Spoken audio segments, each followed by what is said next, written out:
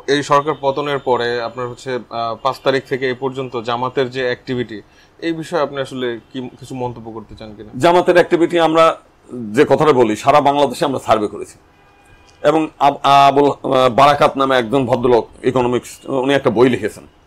তার মধ্যে গবেষণা করে দেখেছেন যে যত হিন্দুদের বাড়িঘর মানে দখল করা, জমি দখল করা, তার বেশিরভাগ প্রায় 70% আওয়ামী লীগের নেতারা, বিএনপির নেতারাও অনেক। আবার সেখানে জামাতের কথাটাও বলেছে তার সংখ্যা কম।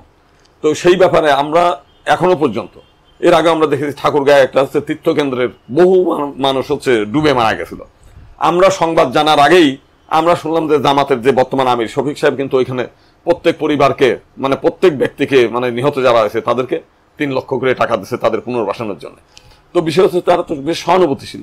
আমরা যেখানে পারতেছি না, যেখানে আমরা যাদেরকে ভোট দেই, যারা যারা আমাদের কাছে দায়বদ্ধ, যারা আমাদের ভোটে ক্ষমতায় থাকছে, তারা যতটা গুরুত্ব দিচ্ছে না তার চাইতে জামাতকে তো আর হিন্দুরা ভোট দেয় না। তারা মনে করে এই দেশের মানুষ তাদের প্রতি, তারা যেই দলেরই হোক, যে মানসিকতার হোক, বিপদে পড়লে আমরা তাদের সহযোগিতা করব। তো তারা করছে। 5 তারিখে 3টার সময় জামাতের নায়েবে আমিন আমাকে ফোন দিলেন যে দাদা, আমরা শুনতে পাচ্ছি যে সারা দেশে মানে একটা দুষ্ট গ্রুপ মানে আপনার এই বিভিন্ন মঠ মন্দিরে, মন্দির টন্দির এবং হিন্দু বাড়ি ঘরে হামলা করবে। তা আমরা সিদ্ধান্ত নিয়েছি সারা বাংলাদেশের সব মন্দিরের সামনে আমাদের স্বেচ্ছাসেবকরা পাহারা দিবে। আচ্ছা, এবং আমরা দেখলাম যে ঢাকেশ্বরী মন্দিরে আমি সকালবেলা গেলাম 6 তারিখে, গিয়ে দেখলাম যে সেই সারা রাত তারা পাহারা দিয়েছে। আমরা সারা রাত পাহারা দিলে তো আমরা বোঝা যায় তাদের চোখ টোক এগুলো দেখলে তারা নির্ঘুম অবস্থায়। তা আমাদের লোকজন, আমরাও কিছু ছেলে ফেলে দিলাম এবং তারপরে দীর্ঘদিন যাবত 5 তারিখ 6 তারিখ 5 তারিখ থেকে আরম্ভ করে প্রায় 13-14 তারিখ পর্যন্ত আমরা দেখলাম তারা পালাক্রমে, তারা বিভিন্ন মাদ্রাসার ছাত্ররা, তারপরে হচ্ছে ইসলামী আন্দোলন, হেফাজতের ছেলেপেলেরা, আবার কিছু বিএনপির কর্মীরাও গিয়েছে আসছে, এরকম অবস্থায় ছিল।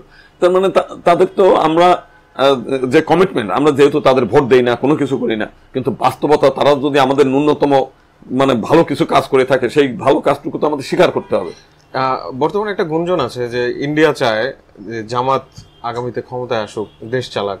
এই বিষয়ে আপনার আসলে মন্তব্য কি? এই বিষয়ে বলতে গেলে যে বিএনপির প্রতি তারা ফেডাপের বলতে গেলে আমরা বিভিন্ন সময় যেটা আমরা শুনেছি আর কি, তারা তারেক রহমানকে নিয়ে নানা ধরনের মানে কথাবার্তা বলে। এই আপনার 7 সিস্টারকে ওই যে 10 ট্রাকের শস্ত্র নিয়ে তখনকার থেকেই তাকে সন্দেহের দৃষ্টিতে দেখে, কতটা কি আমরা জানি না।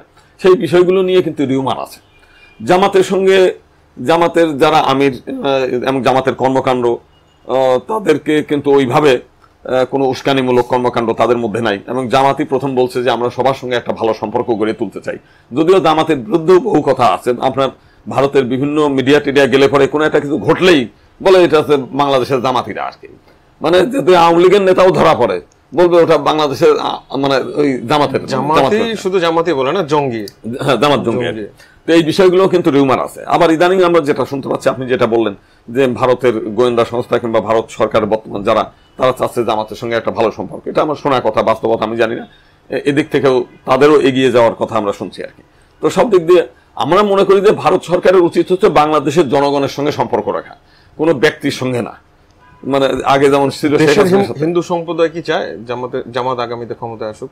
এখন দেশের হিন্দু সম্প্রদায় তো বেশিরভাগই হচ্ছে আওয়ামী লীগের সঙ্গে যুক্ত ছিল, এখনো পর্যন্ত অনেকেই আওয়ামী লীগের সঙ্গে যুক্ত আছে। তারা কিভাবে চায় কি চায় না এই বিষয়গুলো না আমরা জানি না। তবে আমরা চাই যে একটা সুশাসন থাকুক, একটা সৎ মানুষ, আদর্শ মানুষরা ক্ষমতায় থাক, দুর্নীতিবাজ যাতে না আসুক, চাঁদাবাজরা যাতে না আসুক, একটা আদর্শ।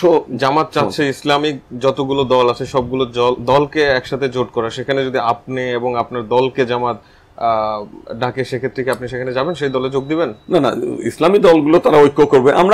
আমরা যে জিনিসটাতে, আমাদের তো আসলে অরাজনৈতিক দল, যেহেতু অরাজনৈতিক দল সেহেতু আমরা তাদের সঙ্গে আমরা থাকবো না।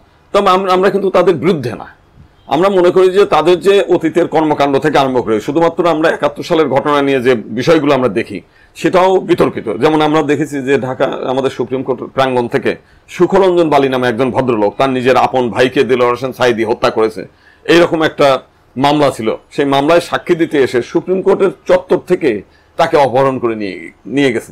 পরবর্তীকালে তাকে কলকাতা কারাগারের প্রায় 4.5 বছর তাকে আটক রাখা হয়। তা আমরা তো মনে করি এটা তো ন্যায় বিচারের পরিপন্থী। তো সেখানে ওই ধরনের যে তাদেরকে ফাঁসি কাছে ঝুলিয়েছে, তো একজন আইনজীবী হিসেবে, হিন্দু নেতা হিসেবে না, আইনজীবী হিসেবে মনে করি যে সেই বিচারটা সঠিক ছিল না। তো 71 সালের যে ঘটনা, সেই ঘটনায় কিন্তু আপনার পাড়েরহাটের যে এলাকাগুলোতে ঘটনা আমরা শুনি, সেখানে কিন্তু দেলোয়ার হোসেন বিপুল ভোটে নির্বাচিত হয়েছে। এলাকার অনেক হিন্দুরাই বলছে যে না, উনি কিন্তু আসলে আমাদের ওইভাবে ক্ষতি করে নাই, ওনার ছেলেও কিন্তু ওইখানে নির্বাচিত হয়েছে বিভিন্ন এলাকায়। তো এখন আমরা বাইরের থেকে যেটা শুনি সেই শোনাটাই তো সবকিছু না।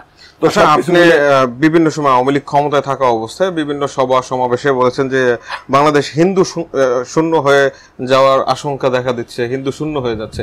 এই আশঙ্কাটা কি এখনো আছে আওয়ামী লীগ যাওয়ার পর? আওয়ামী লীগ যাওয়ার পরেও এখন তো আরো বেশি পরিমাণ হচ্ছে আতঙ্ক ছড়িয়ে দিচ্ছে আপনার, বিশেষ করে আওয়ামী লীগের নেতা কর্মীরা। আপনি দেখবেন যে